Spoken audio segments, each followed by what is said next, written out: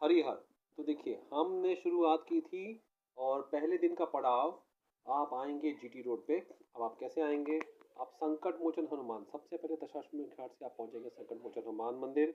वहाँ से आप मड़ुआदिह रोड होते हुए जीटी रोड आएँगे। सुन लीजिएगा ये नाम, मड़ुआदिह होते हुए जीटी रोड, कानपुर रोड, सब कुछ भूल जाएँ कानपुर रोड। कानपुर रोड आप पहुँचेंगे और गली-गली से पहुँचते-पहुँचते पहुँच जाएँगे, बहुत फ़र्क नहीं पड़ेगा, किसी को भी पूछते हुए पहुँच जाएँगे आराम से। और गूगल मैप भी यूज़ कर सकते हैं, वरना आप पूछ जाइए कानपुर रोड पहुँचना है भैया, है ना? तो बहुत फ़र्क नहीं पड़ेगा, 500, 1000, 2000 मीटर का फ़र्क पड़ेगा। 16 किलोमीटर के बाद हम लोग जहाँ ठहरे थे, वो है ये मदरलैंड पब्लिक स्कूल। आपको हमेशा चलना है बाएँ तरफ, लेफ्ट तरफ, और आपको हमेशा ये अब ये मदरलैंड पब्लिक स्कूल आएगा 16 किलोमीटर बाद तोड़रपुर में आएगा, ठीक है?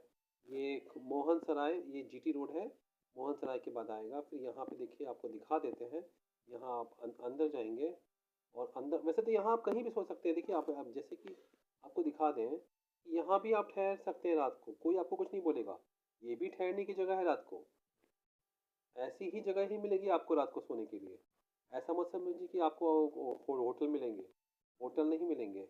यहाँ पर आगे गए थे तो वहाँ पे ही अंदर उन्होंने सीमेंट वाले से बात कर ली थी, सीमेंट की दुकान थी, है ना? तो वो भी दिखा देते हैं आपको। तो वही बता रहे थे, देखो ये रोड से हम गए थे अंदर, ठीक है? तो आपको पहला पड़ाव है ये 16 किलोमीटर बाद, ये बहुत ज़रूरी है। और ऐसे आप देखिए जैसे आपको ये जगह मिल गई, है ना? ये जगह मिल गई, दुकान बंद है, आपको रात को सोने से मतलब है और आप यहाँ पे भी बिछा कर सो सकते हैं। 10 लोग हम ऐसे ही जगह सोते थे। मंदिर में भी ऐसी जगह थी, ओपन जगह नहीं थी। कहीं-कहीं मिल जाता है मंदिर, लोगों को पूछ लीजिए मंदिर कहाँ है? हर एक गाँव का पंचायत भवन होता है।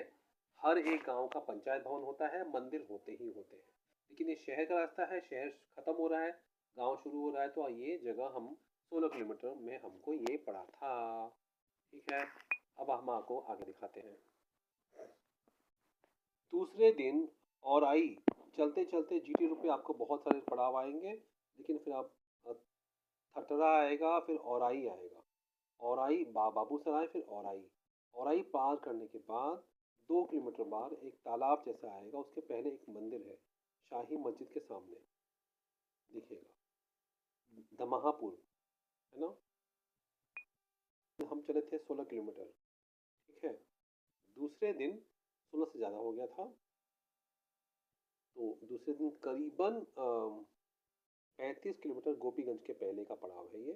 35 किलोमीटर हम चले हैं 25 दिन में, और ये क्योंकि पहले ये गोपीगंज के पहले आएगा।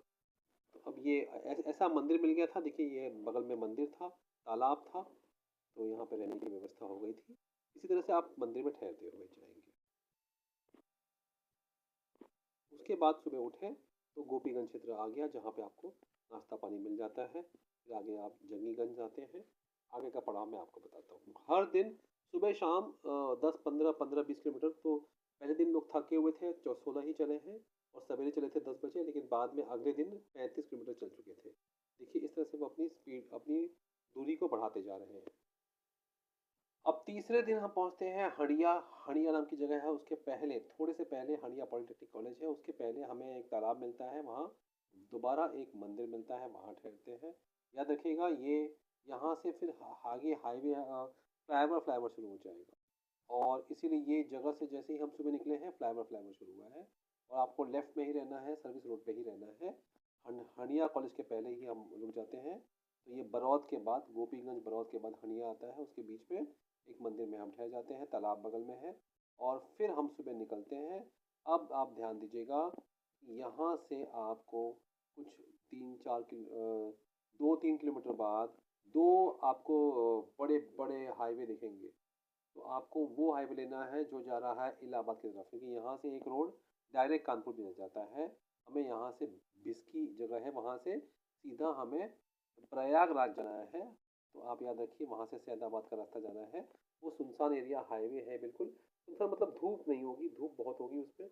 और फिर जैसे ही आप नीचे उतरेंगे फ्लाईओवर, तो वो पूरा फ्लाईओवर ही बड़ा मेरे ख्याल से 2-3 4 किलोमीटर आपको वहीं 2-3 किलोमीटर वहीं पड़ जाएगा, है ना? तो ये हमारा अगला पड़ाव था। ये 86 किलोमीटर से मतलब 35, पहले दिन हम चले हैं 16, दूसरे दिन 35, फिर 35, है ना? और अगर आप सुबह शाम अगर आप जल्दी चलते हैं, सुबह 7 बजे चलते हैं, तो आप सैदाबाद ही रात को पहुँचेंगे। सैदाबाद हनुमानगंज में बहुत सारे मार्बल की दुकानें हैं, बहुत सारे ढाबे हैं, जहाँ पे आप ठहर सकते हैं, रात को खुली जगह उनकी अवेलेबल रहती है, ठीक है? तो ये आपको करना है। और अगर आप सुबह रात को सैदाबाद पहुँच जाते हैं, तो आपको देखिए प्रयागराज वहाँ से बहुत दूर नहीं है ना? वहाँ से करीबन 16 किलोमीटर का रास्ता दिख रहा है। प्रयागराज आप रात को पहुँच जाएँगे। आपका लक्ष्य होना चाहिए तीसरे दिन 90 किलोमीटर करना, रोज़ 30-30 करना। पहले दिन कम ही होगा, ज़्यादा मत करिएगा, ठीक है? अब जैसे ही आप प्रयागराज छोड़ते हैं, संगम में आप स्नान करेंगे, फिर वहाँ से आप चलेंगे तो आगे आपको शहर ही मिलेगा, है ना? तो आगे की भी व्यवस्था हम आपको बताते हैं आगे। पहुँच जाते हैं प्रयागराज संगम। संगम में आप सुबह रात को पहुँचे तो ज़्यादा अच्छा, तो ताकि आप सुबह वहाँ से रवाना हो सकें।